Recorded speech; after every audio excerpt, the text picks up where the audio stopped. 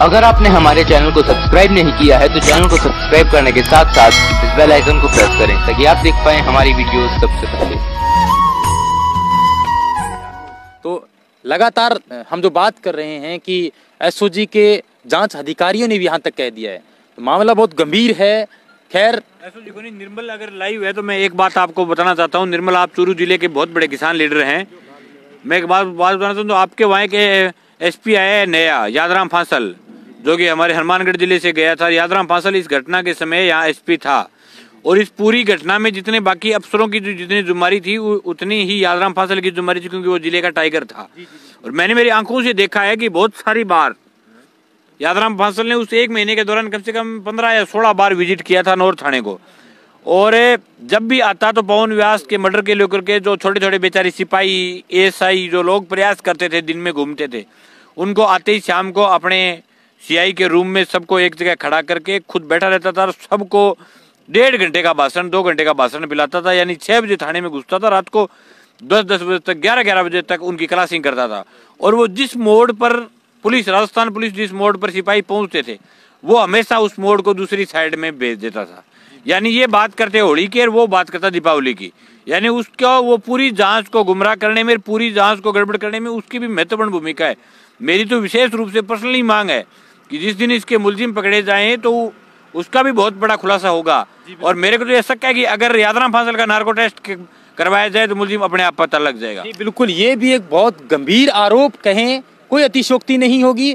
अगर कोई police department का अधिकारी मेरे प्रोग्राम को देख रहा है और आपको ऐसा लग रहा है कि संदिग्ध रूप से हम लोग किसको गिरफ्तार करें, खाकी वर्दी पे दाग दिखाई दे रहा है, जिस तरीके से मंगेश ने बताया।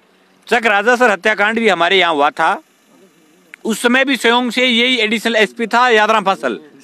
और यादराम फांसल को इस चक राजा सर हत्याकांड के दौरान यहाँ लगाया गया, उसने यहाँ कैंप किया था यहीं रह करके, और पूरी कत्ल को रुला करके जाने में सबसे बड़ा हाथ यादराम फांसल का था।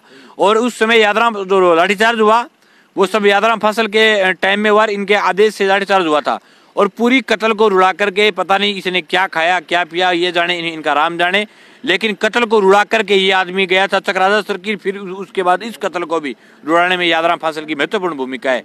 तो इस आदमी ने पकड़ के अगर टेस्ट कर दिया तो इनकी काटो काट के मर जी बिल्कुल बिल्कुल, ये बहुत बड़ा गंभीर मुद्दा है। और चश्मदीदा गवाह उस टाइम मंगेश चौधरी थे, क्योंकि उभरते हुए छात्र नेता थे। जब 2009 के अंदर 2009 में हुआ था, नहीं 2009 में जब चक्राजा सर हत्याकांड हुआ था, 4-5 लोगों की हत्या कर दी गई थी। उस टाइम कहा जाता है कि एडिशनल एसपी साहब यादराम फांसल थे, उन्होंने गिरफ्तारियां नहीं होने दी, या फिर आज तक वो मामला है वो सीबीआई के पास में है। हम इस तरीके से बात करें। और वर्तमान जो एसपी थे हनुमानगढ़ जिले के, जिस टाइम पवन व्यास प्रकरण हुआ था उस टाइम भी एसपी साहब यादराम फांसल थे। इनका कहना है दाल में तो काला जरूर है, और मुझे लगता है कि दाल में काला नहीं, ये तो दाल ही काली नजर आ रही है। तो कहीं ना कहीं एसओजी के डिपार्टमेंट के अगर अधिकारी तक मेरा मैसेज जाए, हम कहना चाहते हैं उनको कि संदिग्ध रूप से अगर किसी मामलों को आप हाथ लगाओगे या किसी व्यक्ति को गिरफ्तार करोगे तो नार्को टेस्ट यादराम फांसल जी का भी होना चाहिए, जो अभी चूरू जिले के अंदर अपनी कमान संभाल रहे हैं। वापिस आना चाहूंगा आपके पास।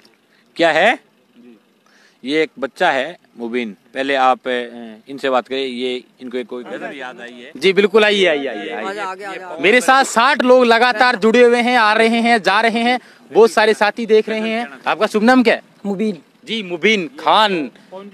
पवन व्यास के ऊपर एक गजल लिखी है इन्होंने। वाकई ही हम लोगों की दुआ, हम लोगों का दर्द इन लोगों के, इनके परिवार के साथ में हमेशा के लिए बना हुआ है। हम चाहते हैं कि पवन व्यास के हत्यारों को गिरफ्तारियां हो।